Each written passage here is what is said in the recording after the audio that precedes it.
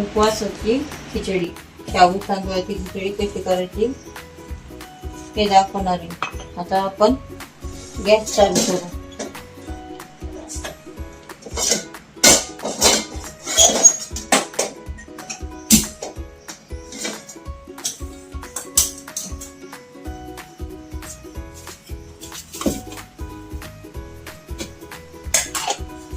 ह्यामध्ये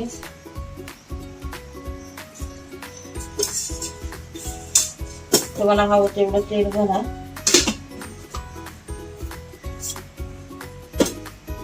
कोणी कोणी तुपात खिचडी करतं, पण तुपामध्ये खिचडी करायचं काही नाही, पण तुपामध्ये खिचडी केली ना तर ती थंड झाल्यानंतर खाऊशी नाही वाटत. म्हणजे अशी थिजती ती खिचडी.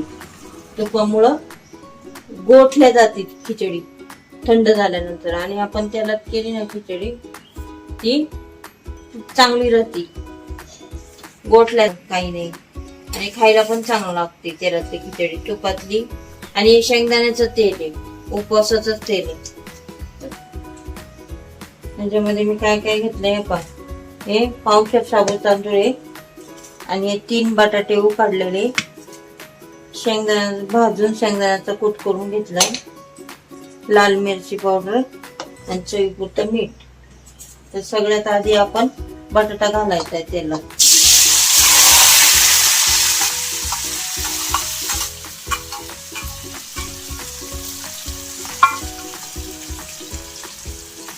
बटाटा घातल्यानंतर हे लाल तिखट घालणार आहे मी. हिरवी मिरची नाही घालणार, हिरवी मिरची आता नाही माझ्याकडं. 2 चमचे लाल तिखट घातले. तुम्हाला जर जमेल तसं तुम्ही लाल तिखट वापरू शकता. आता थोडंसं मीठ घालायचं चवीपुरतं.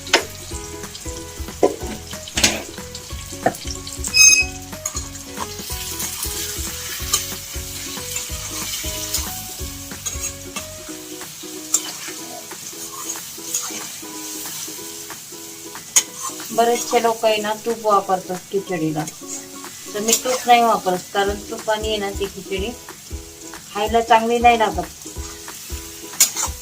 आणि ते गरम गरमच चांगलं असते, थंड झाल्यानंतर नाही चांगली लागत ती खिचडी. आणि आपण जे करतोय ना आता शेंगदाण्याच्या तेलाची खिचडी, ती थंड झाल्यानंतर पण आपण खाऊ शकतो, कधीही खाऊ शकतो थंड झाल्यानंतर सुद्धा.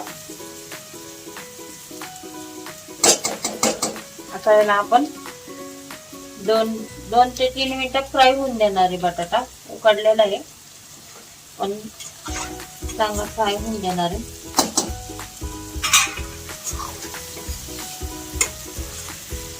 हे पहा, आता याला 2 मिनिटं झाले. आपण 2 मिनिटं लाल तिखट चांगलं फ्राय करून घेतलंय. आता याच्यात घालणार आहोत शाबू तांदूळ.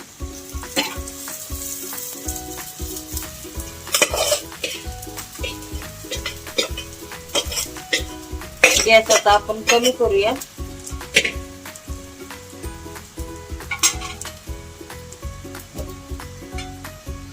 आता याच्यामध्ये हे भाजलेल्या शेंगदाण्याचा कूट आहे.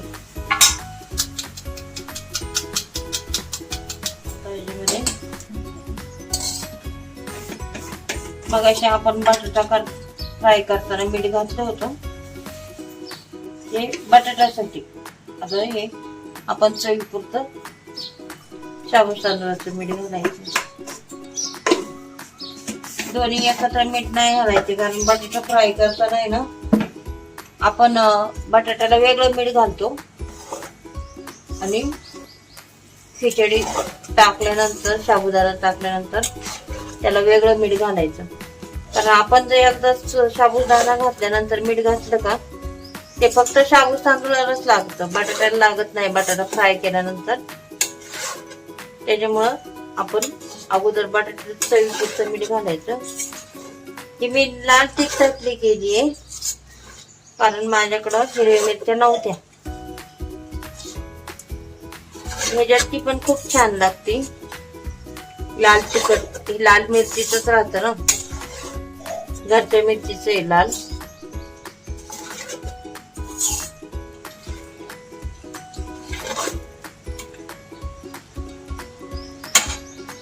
झटपट होणारी साबुदाणा फराळी खिचडी.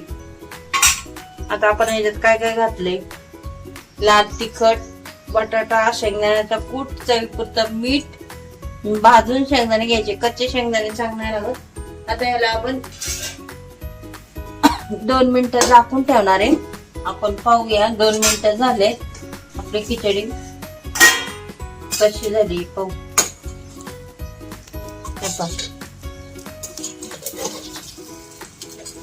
किती सुंदर कलर आलाय खिचडीला पहा.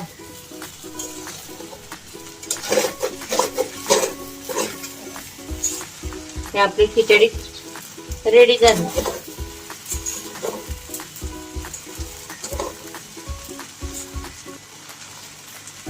झाली की नाही 2 मिनिटात उपवासाची खिचडी पहा, तुम्ही पाहू शकता.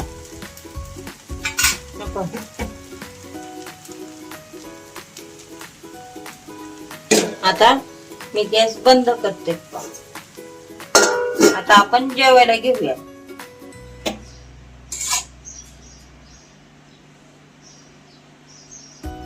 हे पहा, आता मी जेवायला घेणार आहे. हे पहा किती सुंदर खिचडी झाली आहे माझी. बटाटा पण पाव काढलेला बटाटा आहे, किती छान फ्राय झालाय. जेवायला म्हणजे फराळ करायला या. हे पहा, मला उपवास आहे, मी लगेच फराळ असं करणार आहे कारण मला भूक लागलीये. त्याच्यासाठी मी झटपट होणारी लाल तिखटातली साबुदाणा खिचडी केली आहे. मी तुम्हाला खाऊन सांगते कशी झाली आहे खिचडी. खूप छान झाली आणि खूप छान लागते गरम गरम खिचडी. माझी खिचडी आवडली असेल तर लाईक करा, सबस्क्राईब करा आणि पाहत राहा. आणि काय विचारायचं असेल तर कमेंट करून मला विचारू शकता. मी तुम्हाला पुढच्या वेळेस हिरव्या मिरचीची खिचडी दाखवत. बाय.